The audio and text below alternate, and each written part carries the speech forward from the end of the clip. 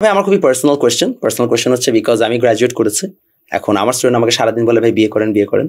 So আমি আপনার কাছে ছোট ভাই হিসেবে বড় ভাইয়ের কাছে একটা সাজেশন চাচ্ছি যে বিয়ে করার ক্ষেত্রে what are the 3 important characteristics অথবা stuffs that I should look in my partner.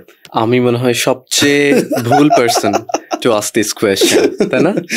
তারপর আমি বিয়েতে না যাই, পার্টনারের কথা যদি বলি, লাইক যে কোনো কিছু না ভেবে বলতে পারছি কিনা, সবকিছু শেয়ার করতে পারছি কিনা, গুড, লাইক আমার কি ভালো খারাপ কি লাগছে, কাকে ভালো লাগছে কাকে খারাপ লাগছে, এই টাইপের one thing. So basically being friends in the first place, হ্যাঁ friends first, then compatible, accommodating, যে এরকম না আমি এরকমই, অ্যাজ ইউ আর সেইং যে রেড ফ্ল্যাগ, যে আমি এরকমই, you have to deal with me, now we can talk, আমরা প্রয়োজনে চেঞ্জ করতে পারি। চেঞ্জ মানে চেঞ্জ না, ধীরে ধীরে উইথ টাইম একটা ফ্লেক্সিবিলিটি থাকা। আমি বলছি না যে একজন আরেকজনের মতো হতে হবে, একজন আরেকজনকে অ্যাকোমোডেট করা।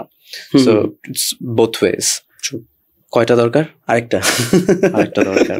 ও অফকোর্স, যার সাথে আপনি অনেকক্ষণ কথা বলতে পারছেন, মানে সারাদিন কফি খাচ্ছি বা গল্প করছি, এটা করছি, গল্প করা বলতে বোঝাচ্ছি যে সবসময় ড্রিমি প্ল্যান করছি, সেটা ছাড়াও যার সাথে সমাজ নিয়ে, পলিটিক্স নিয়ে, পড়াশোনা নিয়ে, ক্যারিয়ার প্ল্যান নিয়ে, চ্যালেঞ্জেস নিয়ে, বিজনেস নিয়ে, জব নিয়ে, আপনি you can talk for hours, গল্প কথা বলতে পারা। শুরুতে হয় না হানিমুন পিরিয়ডে, সেটা যে কোনো সম্পর্কে হানিমুন পিরিয়ডে সবকিছুই ভালো লাগে, বাট উইথ টাইম যেটা হয় যে আমি যেন কথা বলতে পারি, যে 2 ঘন্টা আজকে প্রেম নিয়ে কথা বলবো না, 2 ঘন্টা আজকে সংসার নিয়ে কথা বলবো না, 2 ঘন্টা আজকে দেশের কি অবস্থা এটা নিয়ে কথা বলি, যদি বলা যায়, এরকম প্ল্যান করে না, যে আসলে কন্ট্রিবিউট করতে পারছে বা একসাথে করতে পারছে।